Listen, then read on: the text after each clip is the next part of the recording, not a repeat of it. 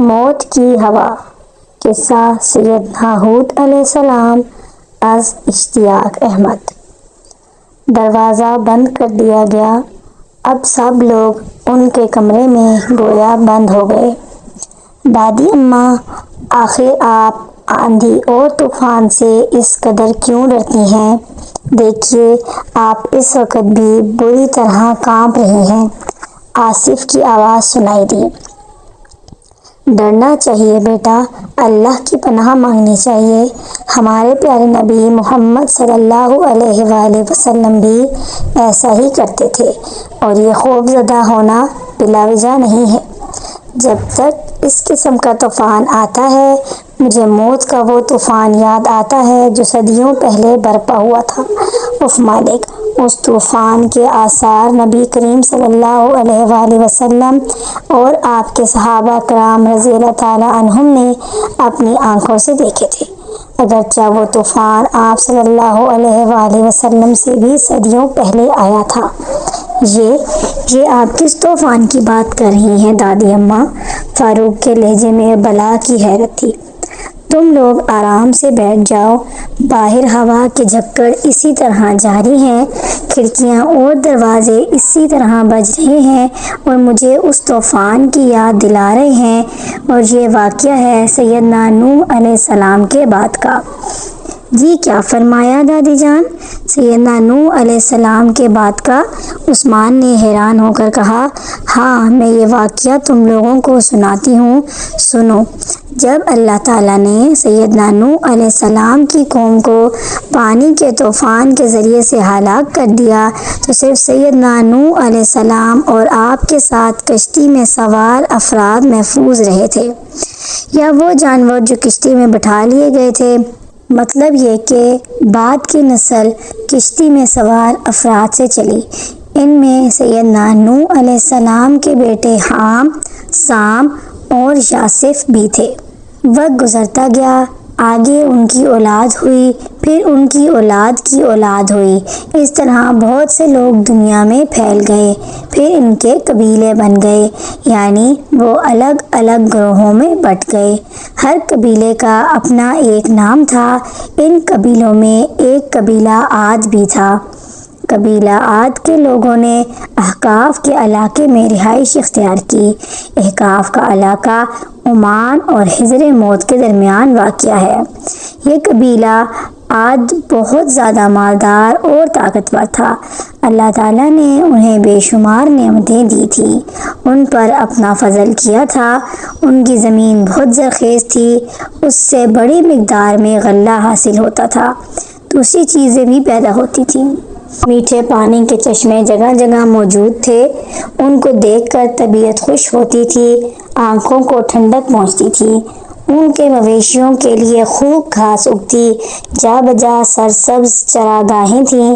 ان کی بکریاں اور گائیں خوب دودھ دیتی تھیں، خوب موٹی تازی تھیں۔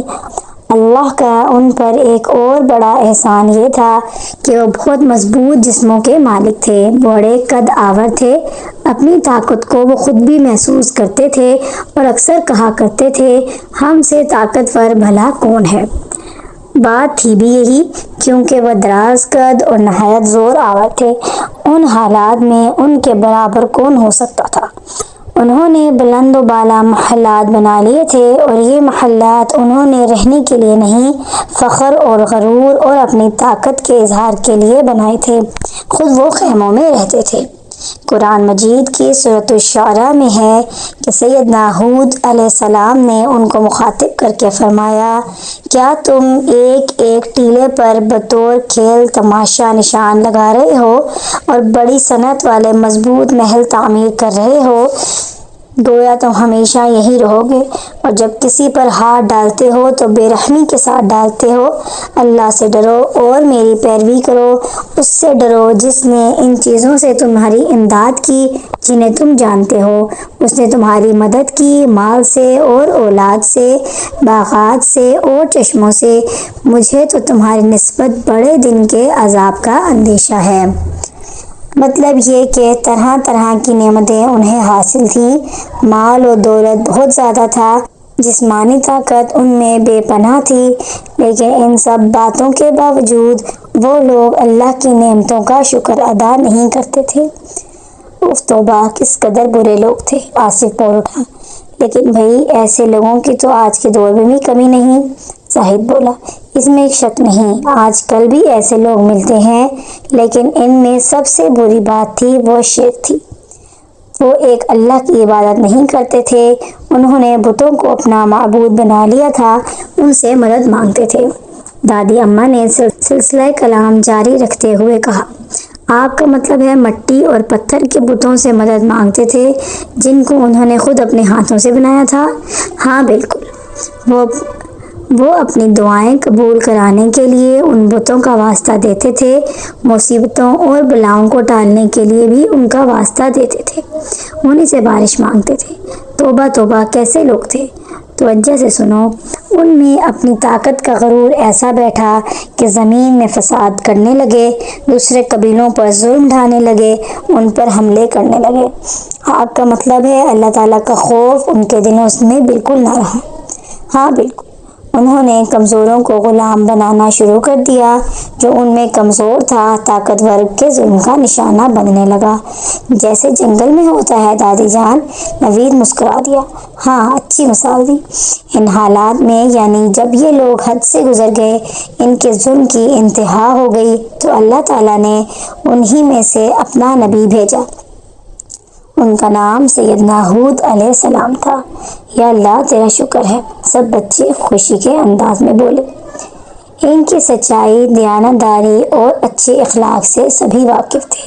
انہوں نے اپنی قوم کو اللہ کی طرف بلایا، بتوں کی عبادت سے روکا، ان سے فرمایا، یہ بت نفع اور نقصان کے مالک ہرگز نہیں، بس ایک اللہ کی عبادت کرو اور میری اطاعت کرو۔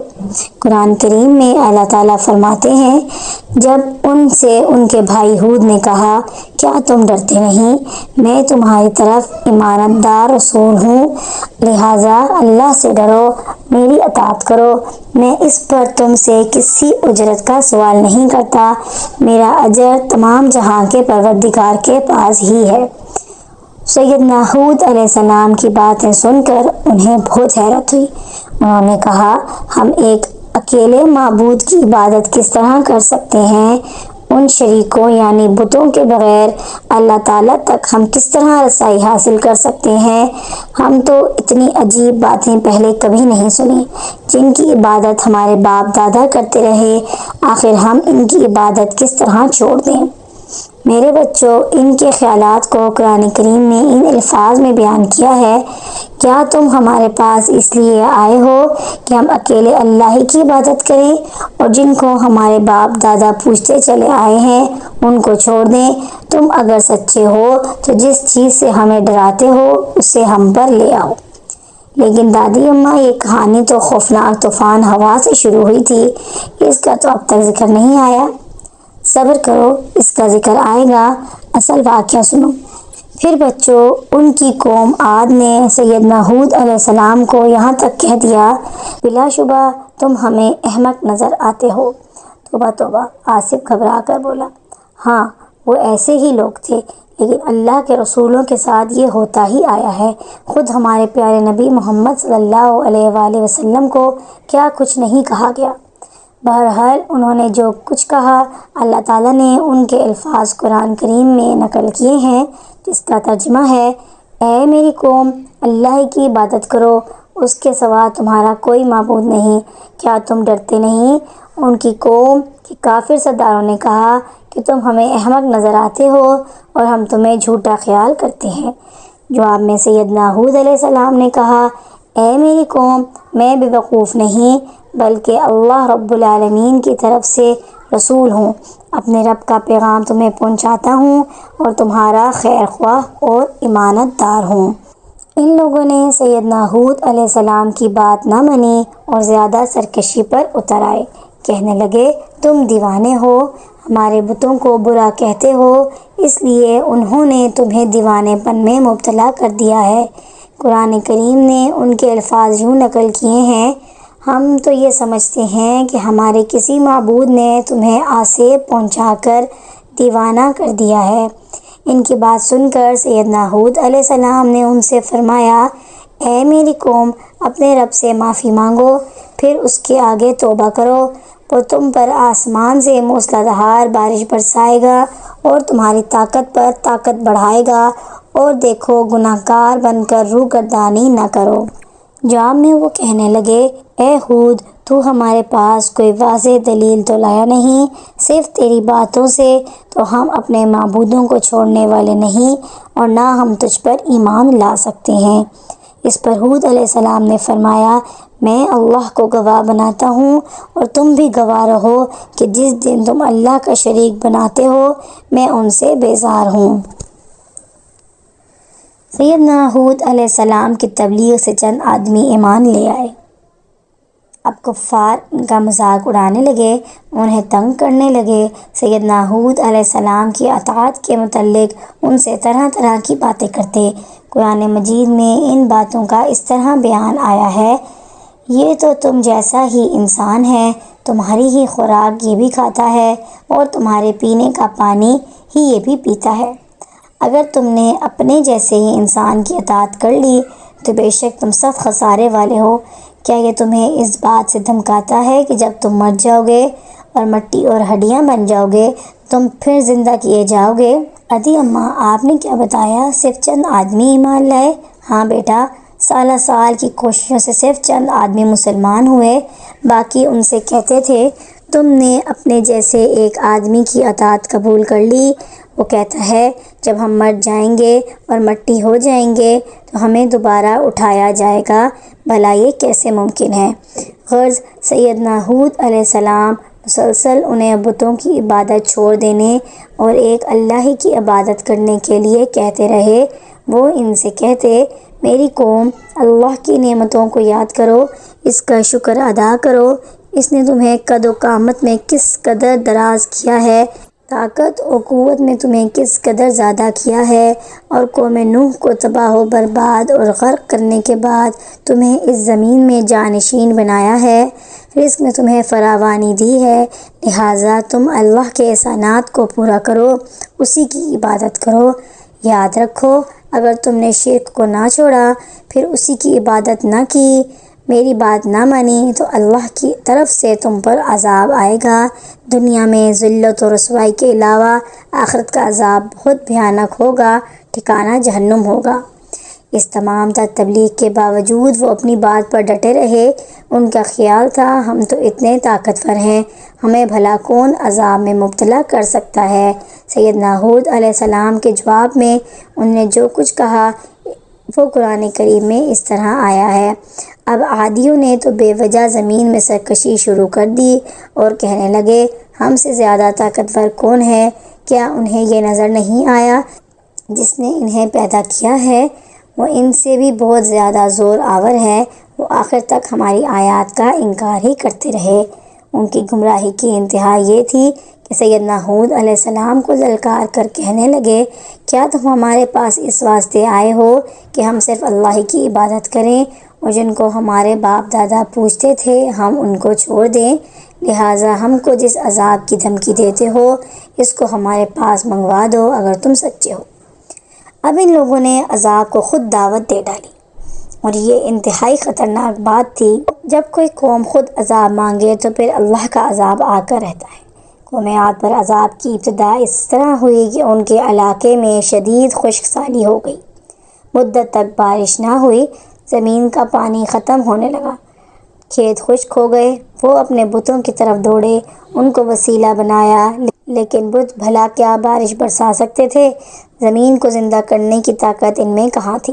خشک سالی میں اضافہ ہو گیا، کنویں سوکھ گئے، کافروں کی حالت یہاں تک پہنچی کہ وہ درختوں کے سوکھے پتے کھانے پر مجبور ہو گئے۔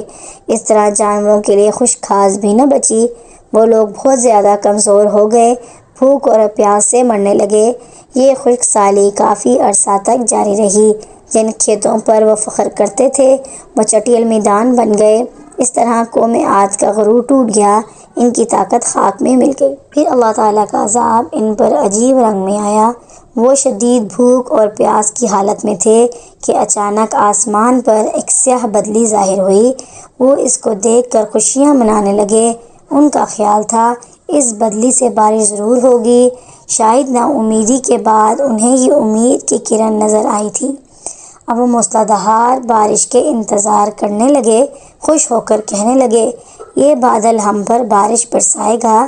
ان کا یہ خیال تھا۔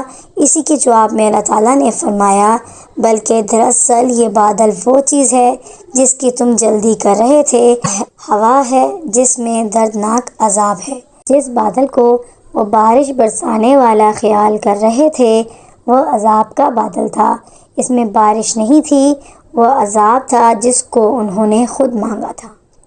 پھر تیز ہوا چلی، بہت تیز، اور وہ ہوا آندھی کی شکل اختیار کر گئی، طوفان بن گئی۔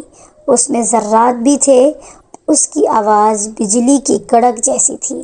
یہ ہوا اس قدر شدت کے ساتھ چلی کہ ان کے خیمے اڑ گئے، ان کے گھر گر گئے، بلند و بالا محلات زمین پر آ گئے، ان کے حیوانات ہوا میں اڑ گئے۔ ہوا نے پہلے انہیں اوپر اٹھایا، بلندی پر لے گئی، پھر زمین پر دے پٹخا۔ ان کی ہڈیاں پسلیاں ریزہ ریزہ ہو گئیں، گوشت بکھر گیا، وہ مردار ہو کر زمین پر گرے۔ درخت بھی زمین سے اکھڑ کر فضا میں اڑتے نظر آئے۔ اللہ تعالیٰ نے فرمایا، بالآخر انہیں وعدہ برحق کے مطابق زور کی آواز نے آن پکڑا تو ہم نے ان کو کوڑا کرکٹ کر ڈالا، بس ظالموں کے لیے پھٹکار ہی پھٹکار ہے۔ بچوں، یہ تھا وہ عذاب۔ اف مالک، اب سمجھ میں آیا آپ کیوں طوفان کو آتے دیکھ کر ڈر جاتی ہیں۔ ملک نے ڈرے ڈرے انداز میں کہا، ہاں یہی بات ہے، اور میں کہہ رہی تھی کہ ان کی حالت کو اللہ تعالیٰ نے ان الفاظ میں بیان فرمایا۔ یہ لوگ زمین میں اس طرح گر گئے جیسے کھجور کے کھوکھلے تنے ہوں۔ اللہ تعالیٰ نے انہیں کھجور کے کھوکھلے تنوں سے اس لیے تشبیہ دی ہے کیونکہ ان کے سر ساتھ نہیں رہے تھے۔ جب ہوا نے انہیں پٹکا تو ان کے سر الگ ہو گئے تھے۔ اللہ تعالیٰ نے اس کیفیت کو یوں بیان فرمایا ہے، ہم نے ان پر تیز و تند مسلسل چلنے والی ہوا منحوس خیر و برکت سے خالی دن میں بھیج دی، جو لوگوں کو اٹھا اٹھا کر پٹکتی تھی، گویا کہ وہ جڑ سے کٹے ہوئے کھجور کے درخت کے تنے ہوں۔ بس کیسی رہی میری سزا اور میرا ڈرانا۔ استغفر اللہ۔ سب بچے بول اٹھے، ہاں بچوں، وہ منظر بہت ہولناک تھا، عبرتناک تھا۔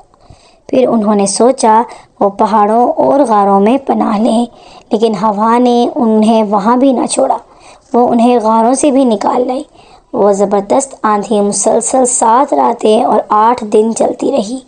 اس نے سب کافروں کو ہلاک کر دیا، ان کے گھر، ان کے خیمے، سب کچھ ملیا میٹ کر کے رکھ دیا۔ ان کا کوئی فرد بچا نہ چھپایا۔ اللہ تعالیٰ نے ان کے متعلق فرمایا، اسی طرح عادیوں میں بھی ہماری طرف سے تنبیہ ہے، جبکہ ہم نے ان پر خیر و برکت سے خالی آندھی بھیجی، وہ جس جس چیز پر گزرتی تھی اسے بوسیدہ ہڈی کی طرح چورا چورا کر دیتی تھی۔ اللہ تعالیٰ نے یہ بھی فرمایا، اور عادی بے حد تیز و تند ہوا سے غارت کر دیے گئے، جو ان پر برابر لگاتار 7 راتیں اور 8 دن تک بحکم الہی چلتی رہی۔ پوری قوم عاد تباہ ہو گئی، ان کا ایک فرد بھی نہ بچا۔ ان کا سارا غرور خاک میں مل گیا، طاقت پارا پارا ہو گئی، وہ عذاب آ گیا جس کی وہ جلدی مچا رہے تھے۔ اسی لیے ہمارے پیارے نبی صلی اللہ علیہ وآلہ وسلم جب آندھی کو دیکھتے تھے تو گھبرا جایا کرتے تھے۔ سیدنا عائشہ رضی اللہ تعالیٰ عنہا فرماتی ہیں، جب تیز ہوا چلتی تو رسول اللہ صلی اللہ علیہ وآلہ وسلم فرماتے، اے اللہ، میں تجھ سے اس ہوا کی بھلائی مانگتا ہوں، اور جو کچھ اس میں ہے اور جو کچھ دے کر وہ بھیجی گئی ہے اس کی بھلائی مانگتا ہوں، اور میں اس کے شر سے تیری پناہ میں آتا ہوں، اور جو کچھ اس میں ہے اور جو کچھ دے کر بھیجی گئی ہے اس کے شر سے پناہ مانگتا ہوں۔ سیدنا عائشہ فرماتی ہیں، جب آسمان پر بادل چھا جاتے تو نبی کریم صلی اللہ علیہ وآلہ وسلم کا چہرے کا رنگ تبدیل ہو جاتا۔ آپ کبھی باہر تشریف لے جاتے اور کبھی اندر تشریف لاتے، پریشانی کی حالت میں کبھی آتے کبھی جاتے۔ جب بارش نازل ہو جاتی تو پھر آپ کی پریشانی دور ہو جاتی۔ سیدنا عائشہ نے یہ کیفیت محسوس کر کے دریافت کیا تو نبی اکرم صلی اللہ علیہ وآلہ وسلم نے فرمایا، عائشہ، شاید یہ وہی صورتحال ہو جیسے قوم عاد نے کہا تھا جب انہوں نے اس عذاب کو بادل کی طرح اپنی وادیوں کی طرف آتے دیکھا تو بولے، یہ بادل ہم پر بارش برسائے گا۔ دادی جان، سیدنا ہود علیہ السلام اور ان پر ایمان لانے والوں کا کیا بنا؟ نوید نے پوچھا۔ انہیں اللہ تعالیٰ نے بچا لیا۔ اللہ تعالیٰ اپنے ماننے والوں پر بہت مہربان ہے۔ جب وہ ہوا ان کے پاس آتی تھی تو بالکل نرم ہو جاتی تھی۔ کافروں کے لیے وہی ہوا عذاب تھی اور مومنوں کے لیے رحمت تھی۔ جب ہوا رک گئی اور تمام کافر مارے گئے تو مسلمان اپنے گھروں سے نکلے۔ وہ سب اللہ تعالیٰ کا شکر ادا کر رہے تھے۔ اللہ تعالیٰ نے ان پر بہت احسان کیا تھا، اپنی حفاظت میں رکھا تھا۔ پھر سیدنا ہود علیہ السلام کے ساتھ تمام مسلمان حضر موت چلے گئے۔ وہ وہاں جا کر آباد ہو گئے اور ایک اللہ کی عبادت کرنے لگے۔ ایمان کی دولت نے انہیں محبت اور پیار سے رہنے والا بنا دیا۔ تو بچوں، اب تم سمجھ گئے ہوگے کہ میں طوفانی ہوا سے کیوں کام جاتی ہوں، کیوں اللہ تعالیٰ سے پناہ مانگتی ہوں۔ بالکل دادی جان، آپ کا بہت شکریہ۔ سب بچے یک زبان ہو کر بولے۔ مزید اچھی ویڈیوز کے لیے ہمارے چینل کو سبسکرائب کریں اور ویڈیو کو لائک کریں۔